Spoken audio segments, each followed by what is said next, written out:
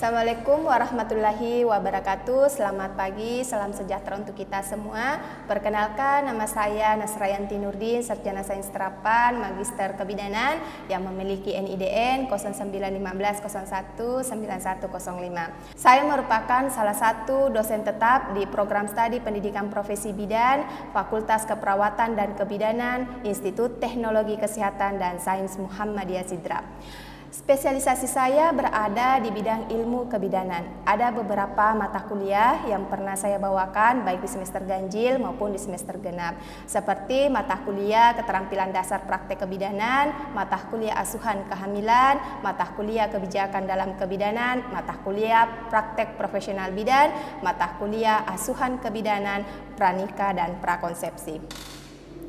Pada kesempatan kali ini, saya akan menjelaskan teknik pengajaran yang akan saya gunakan pada salah satu mata kuliah, yakni mata kuliah asuhan kebidanan pada pranikah dan prakonsepsi melalui metode DEI, yakni Delivery, Instruction, dan Assessment. Video ini dibuat sebagai salah satu persyaratan sertifikasi dosen 2024, yaitu berisi pernyataan diri dosen dalam unjuk kerja Tridharma Perguruan Tinggi atau yang lebih disingkat PDD UKTPT, khususnya dalam aspek pengajaran. Sebelum lebih mendalam kita membahas terkait teknik pengajaran, saya akan menjelaskan terlebih dahulu mengenai deskripsi singkat dan capaian pembelajaran pada mata kuliah asuhan kebidanan, pranikah, dan prakonsepsi. Mata kuliah asuhan kebidanan, pranikah, dan prakonsepsi ini adalah salah satu mata kuliah yang berada di semester ganjil, yakni semester 7 dengan bobot 2 SKS yang terdiri dari 1 SKS teori dan 1 SKS praktek. Adapun substansi yang disampaikan dari mata kuliah ini berupa yang pertama komunikasi, informasi, edukasi, persiapan kehamilan, kemudian screening pranikah, selanjutnya pemeriksaan tambahan untuk fertilisasi, dan kemudian menilai hasil pemeriksaan berupa hasil pemeriksaan darah rutin, urin rutin, TORS, sifilis, HIV/AIDS, TBC, dan malaria. Capaian yang akan dicapai pada pembelajaran kita di mata kuliah asuhan kebidanan, pranikah, dan prakonsepsi ini ada 10 indikator, di mana yang pertama mahasiswa diharapkan ke depannya mampu menjelaskan terkait komunikasi, informasi, edukasi, persiapan kehamilan. Kemudian poin kedua, mahasiswa nanti diharapkan mampu melakukan screening prakonsepsi. Ya, poin ketiga, mahasiswa diharapkan mampu melakukan pemeriksaan tambahan untuk fertilisasi, dan poin keempat, mahasiswa mampu menilai hasil pemeriksaan urin rutin, darah rutin, TORS, sifilis, HIV/AIDS, TBC, dan malaria. Poin kelima, mahasiswa mampu mengetahui evidence-based asuhan pranikah. Poin keenam, mahasiswa mampu mengetahui konsep fertilisasi dan infertilisasi. Poin ketujuh, mahasiswa mampu menjelaskan persiapan dan perencanaan kehamilan. Poin kedelapan, mahasiswa mampu menjelaskan kajian psikologi perempuan dan keluarga dalam persiapan kehamilan. Poin ke-9, mahasiswa mampu menjelaskan kajian psikologi perkembangan keluarga dan perempuan untuk mencapai kehamilan yang sehat. Dan poin yang terakhir terkait tentang bagaimana mahasiswa nanti mampu menjelaskan tentang kajian psikologi, bagaimana ayah menjadi orang tua ke depannya, kemudian screening prakonsepsi, selanjutnya melakukan konseling persiapan kehamilan, kemudian jarak ideal antar kehamilan, dan evidence-based terkait asuhan prakonsepsi. Selanjutnya, saya akan membahas mengenai teknik pengejaran DEI, yakni delivery. Delivery merupakan bagaimana saya nanti mengantarkan atau menyampaikan materi kepada mahasiswa. Dalam penyampaian materi kepada mahasiswa, saya merujuk ke dalam berbagai literatur. Literatur yang akan saya gunakan, satu dapat berupa buku, kemudian dapat berupa jurnal baik secara nasional dan internasional dengan 5 tahun terakhir, kemudian beberapa publikasi dari dosen prodi pendidikan profesi bidan. Selain itu, saya memberikan studi kasus yang nantinya akan didiskusikan dalam bentuk kelompok kecil. Ya, kelompok kecil ini nanti diharapkan akan menambah wawasan mahasiswa terhadap kasus-kasus yang mereka temui di kehidupan sehari-hari. Metode kedua adalah interaction. Ya, interaction adalah bagaimana saya nantinya berinteraksi kepada mahasiswa. Ada 2 interaksi yang akan saya tekankan, yaitu interaksi tatap muka di kelas, baik itu dalam menyampaikan materi maupun dalam diskusi kelompok. Yang kedua, yakni interaksi melalui media sosial. Media sosial yang dimaksud berupa Zoom Meeting, Google Meet, dan LMS atau e-learning management system. Metode media sosial ini akan mampu nanti untuk berbagai informasi atau dapat memberikan materi, diskusi, serta mahasiswa mampu mengumpulkan tugas ke dalam media sosial ini sesuai dengan materi yang disampaikan. Saya berupaya agar mahasiswa mampu menerima materi yang telah saya ajarkan melalui komunikasi 2 arah, dan saya akan berusaha untuk membangun motivasi mahasiswa agar kelas ini berlangsung lebih aktif. Ketiga yaitu asesmen atau penilaian. Sebagai dosen tetap yang mengampu mata kuliah asuhan kebidanan pranikah dan prakonsepsi, ada beberapa aspek penilaian yang akan nantinya saya terapkan. Yang pertama terkait kehadiran. Kehadiran yang di sini yang dimaksud adalah mahasiswa mahasiswa mengikuti materi mulai pertemuan pertama sampai pertemuan ke-16 dengan bobot 20%. Kriteria yang kedua terkait tentang praktikum. Praktikum dilaksanakan di lab dengan bobot penilaian 30%. Poin ketiga, penilaian tentang tugas. Tugas dari mahasiswa ini ke depannya akan mampu diupload ke LMS atau e-learning management system dengan bobot penilaian 30%. Kriteria penilaian selanjutnya yakni terkait tentang ujian tengah semester yang akan dilangsungkan ketika materi pertama sampai materi ke-8 sudah selesai dengan bobot penilaian 10%. Penilaian terakhir tentang ujian akhir semester yang akan dilangsungkan ketika materi pertama sampai materi ke-16 sudah selesai dengan bobot penilaian 10%. Selanjutnya saya akan menampilkan video pengajaran yang akan saya ajarkan di salah satu mata kuliah, yakni asuhan kebidanan pranikah dan prakonsepsi. Selamat menyaksikan. Assalamualaikum warahmatullahi wabarakatuh. Waalaikumsalam warahmatullahi wabarakatuh. Bagaimana kabarnya adik-adik sekalian hari ini? Alhamdulillah sehat. Alhamdulillah hari ini kita masih diberikan nikmat kesehatan, nikmat kesempatan untuk melanjutkan materi kita. Di pertemuan yang kemarin sudah kita masuk materi pertama, sekarang kita akan masuk di materi kedua pada mata kuliah asuhan kebidanan pada pranikah dan prakonsepsi. Sebelum kita memulai perkuliahan kita hari ini, ya sama dengan pertemuan kita minggu lalu bahwa kontrak perkuliahan sebelum memulai perkuliahan harus diawali dengan pembacaan ayat suci Al-Quran. Hari ini siapa yang diamanahkan untuk membacakan ayat suci Al-Quran? Saya, Bu. Ya, baik Putri, silahkan dipimpin penanya untuk pembacaan suci Al-Quran. A'udzu billahi minasyaitonir rajim. Bismillahirrahmanirrahim. Ya ayyuhallazina amanu taqullaha haqqa tuqatih wa la tamutunna illa wa antum muslimun. Wa'tasimu bihablillahi jami'an wa la tafarraqu waskuru ni'matallahi alaikum is kuntum a'da'a fa'allafa baina qulubikum fa'asbahtum binikmatihi ikhwana wa kuntum ala syafa khufratim minan nari fa'anqazakum minha kadzalika yubayyinullahu lakum ayatihi la'allakum tahtadun. Sadaqallahul azim.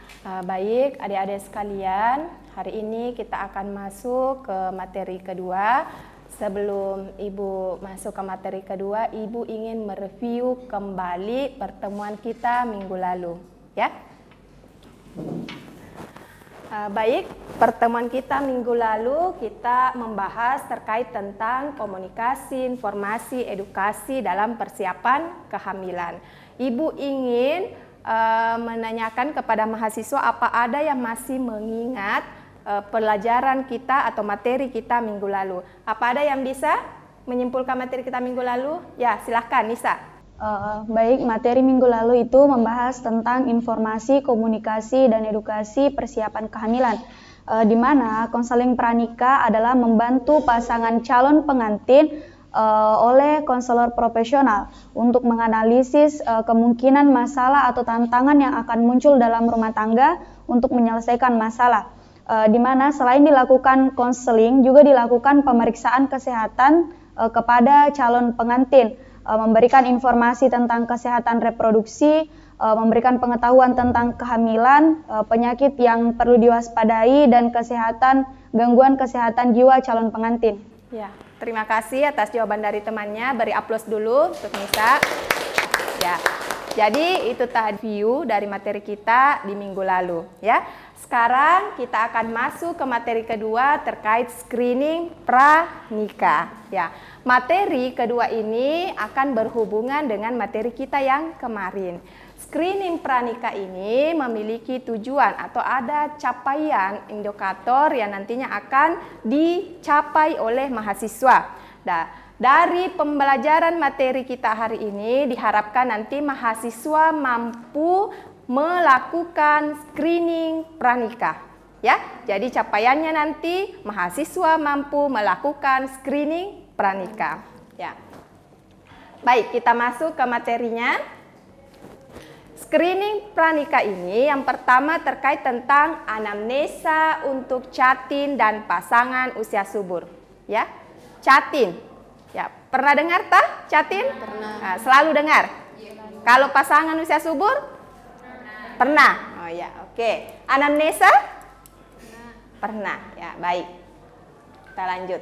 Anamnesa untuk catin terdiri dari yang pertama anamnesa umum, ya.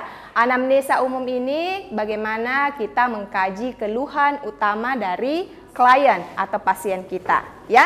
Nah, mungkin adik-adik kemarin pada saat turun praktek itu sudah melakukan yang namanya anamnesa, ya. Anamnesa kita mengkaji dulu keluhan dari pasien kita. Nah, anamnesa umum ini di mana terdiri dari keluhan utama yang pertama, apa yang dirasakan oleh pasien sehingga mendorong dia untuk datang ke fasilitas kesehatan, ya. Oke. Ya, yang kedua adalah riwayat penyakit sekarang.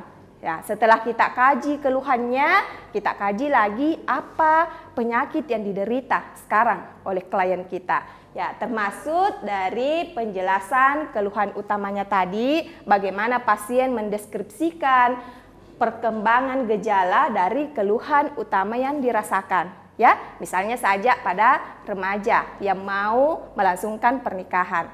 Ya, datang ke fasilitas kesehatan untuk melakukan screening. Ya, dari screening ini kita lakukan anamnesa. Nah, anamnesa keluhan ditanya. Ya, Adek, ada yang bisa saya bantu Ya, saya datang ke sini misalnya karena nyeri haid saya, ya, nyeri haid. Ya, saya sering nyeri pada saat haid, Bu Bidan.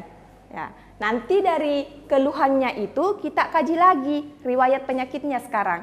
Ya, keluhannya itu misalnya tadi nyeri pada saat haid. Ya, ditanyalah nyerinya ini biasanya muncul pada saat hari pertama atau hari seterusnya. Ya, kemudian nyerinya ini dirasakan pada bagian mana? Ya, bagaimana durasi tingkat nyeri yang kita rasakan? Kemudian frekuensinya apakah sering nyeri ataukah hilang timbul? Ya, nyerinya hilang timbul. Nah, kemudian dari keluhan yang dirasakan itu juga kita mengkaji lagi bagaimana lokasi, ya. Tadi ini lokasi, durasi, frekuensi serta faktor-faktor yang memperburuk keadaannya dan bagaimana dia mengurangi keluhan ketika nyeri haidnya datang, ya. Nah, selanjutnya kita kaji juga terkait kebiasaan. Merokokkah? Apakah dia merokok? Apakah dia mengkonsumsi makanan berlemak? Apakah remajanya ini olahraganya rutin atau tidak? Kemudian apakah dia mengkonsumsi alkohol atau obat-obatan terlarang? Ya, nah, jadi dikaji. Kalau anamnesa itu harus pengkajiannya mendalam supaya diagnosa kita tepat. Ya, jadi dikaji semua. Kemudian kita mengkaji lagi bagaimana emosionalnya pasien ketika nyeri haidnya datang. Ya, apakah dia bisa beradaptasi dengan lingkungan sekitar ataukah nyeri ini memperburuk keadaannya sehingga dia tidak bisa melakukan aktivitas apapun. Ya. Kemudian apakah keluhan yang dialami oleh pasien ini sudah diobati? Kalau misalnya ditanya, kalau keluhannya ini datang, bagaimana cara penanganan kita untuk mengurangi nyeri yang dirasakan? Ya, dijawab misalnya minum obat anti nyeri. Nah, nanti kita kaji lagi obat yang dikonsumsi ini apa namanya, berapa kali dimakan, ya. Kemudian riwayat haid. Nah, riwayat haid ini selalu kita kaji kepada pasien, apalagi kalau dia berhubungan dengan keluhan di daerah alat reproduksi, ya. Jadi ditanya kapan mulai haid, ya. Kemudian apakah haidnya ini teratur atau tidak? Kalau remaja itu secara umum biasanya haidnya kadang tidak teratur, ya. Kemudian durasi haidnya berapa lama? Berapa lama dia haid? Apakah 7 hari? Kadang ada yang 10 hari lebih, ya. Nah, durasi haidnya. Kemudian apakah sakit pada saat haid? Ya, itu yang dikatakan dengan dysmenorrhea, nyeri pada saat haid, ya. Dan bagaimana banyaknya darah haid yang keluar? Dalam artian berapa kali klien kita atau pasien kita mengganti pembalut dalam 1 hari, ya. Ya, selanjutnya kita kaji juga riwayat sosial ekonomi. Ya, sekiranya bahwa ini seringkali kita lakukan, ya, kalau menulis asuhan kebidanan askepnya kita setiap turun praktek. Jadi setiap individu itu dikaji pendidikan terakhirnya, ya. Kemudian riwayat pekerjaannya, pernah bekerja, kalau pernah dia bekerja di mana, sebagai apa, ya. Kemudian riwayat perilaku beresiko terkait dengan seks pranikah. Jadi sebelum ini melakukan screening pranikah, apakah pernah melakukan perilaku seks pranikah? Ya. Kemudian apakah pasien kita merokok ataukah pernah melakukan ataukah pernah mengkonsumsi obat-obatan terlarang? Ya. Kemudian kita kaji juga terkait tentang riwayat terpapar panas di area organ reproduksi, ya, karena catin merupakan individu yang nantinya akan mempersiapkan dirinya dalam proses kehamilan, ya. Jadi harus dikaji sebaik mungkin terkait tentang riwayat terpapar panasnya juga. Ya, misalnya saja kalau pasien kita atau klien kita ini bekerja misalnya sebagai koki, kan itu daerah areanya panas, ya. Kemudian di pabrik-pabrik itu juga akan mempengaruhi dalam dalam organ reproduksinya, ya. Nah, selanjutnya kita kaji terkait aktivitas seksualnya. Ya, kalau aktivitas seksual ini bidan harus pintar-pintar berkomunikasi dengan pasien karena tidak seluas tidak seluas pasien bisa mengungkapkan, ya. Dia tidak bisa seluas bagaimana mengungkapkan terkait tentang masalah aktivitas seksualnya, ya.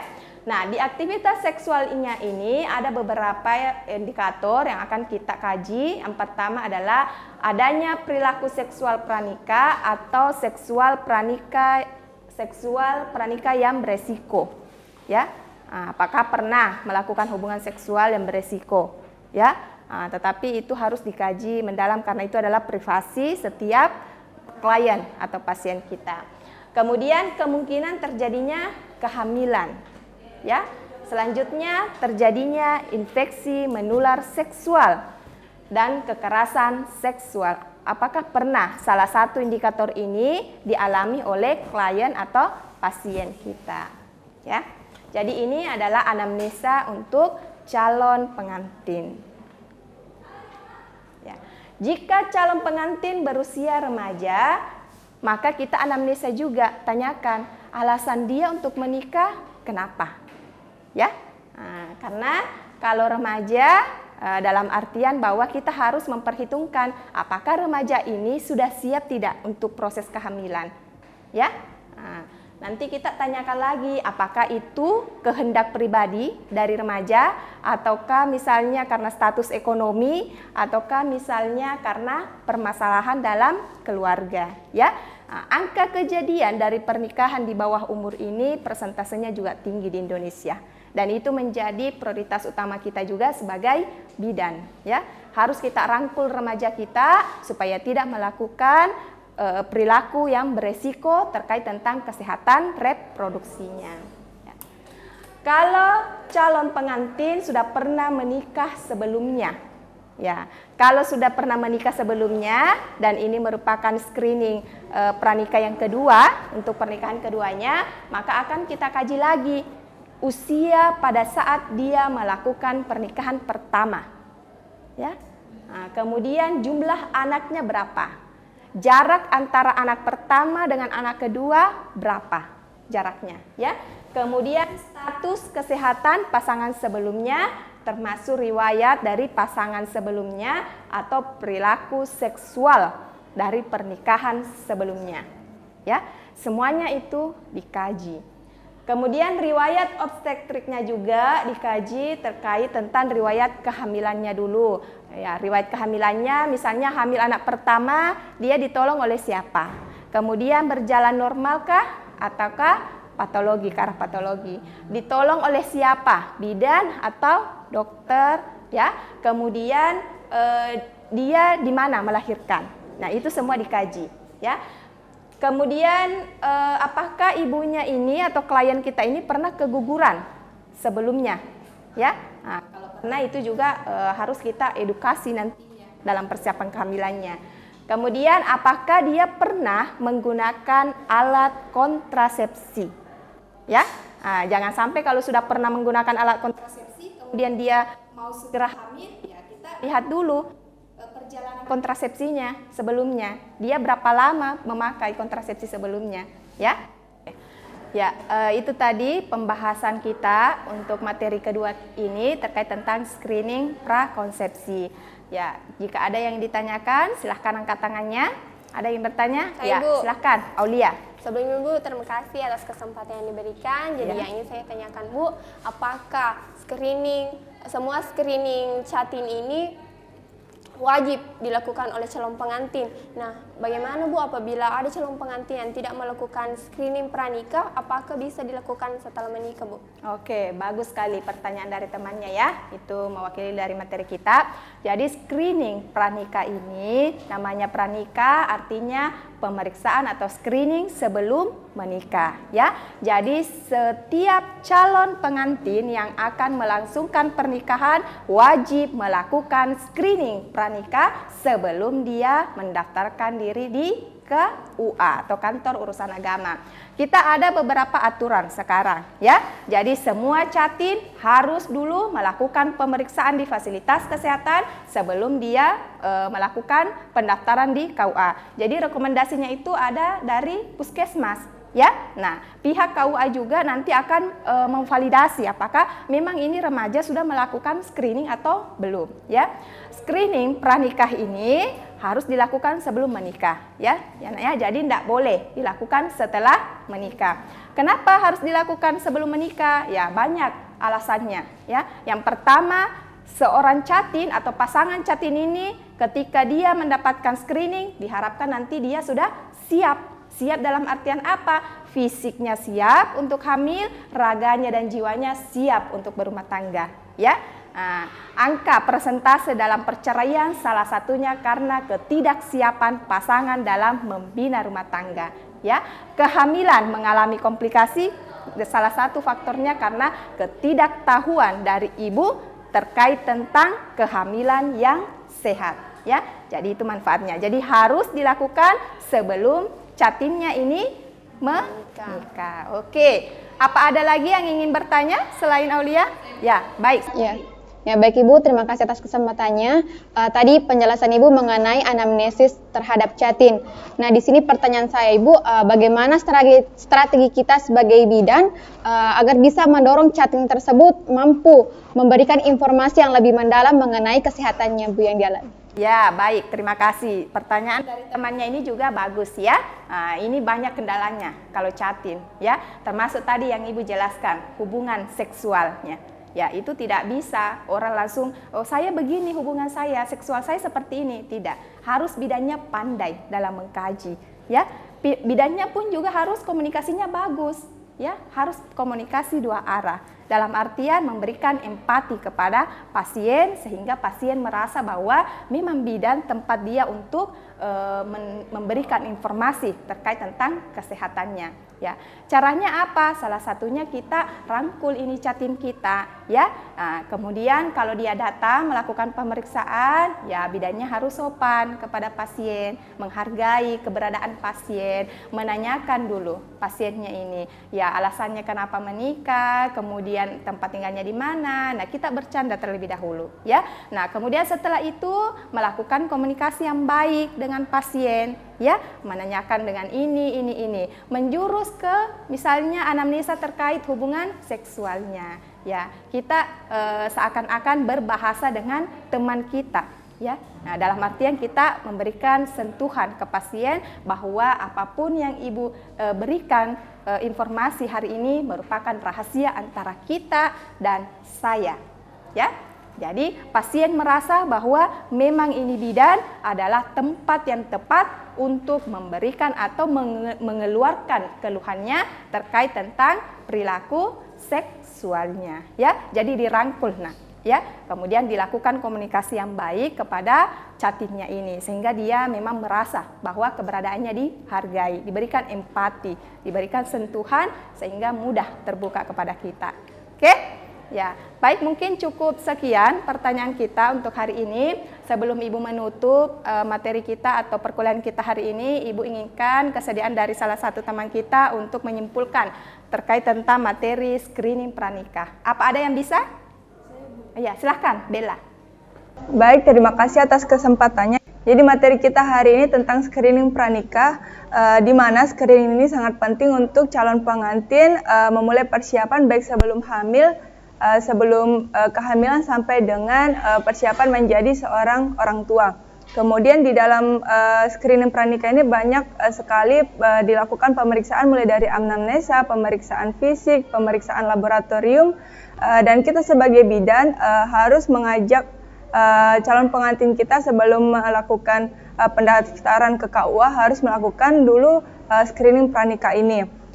Screening ini akan mampu nantinya meningkatkan derajat kesehatan ibu sebelum kehamilan sampai dengan persalinannya, agar persalinannya berjalan dengan normal sehingga ibu akan mampu dan akan siap.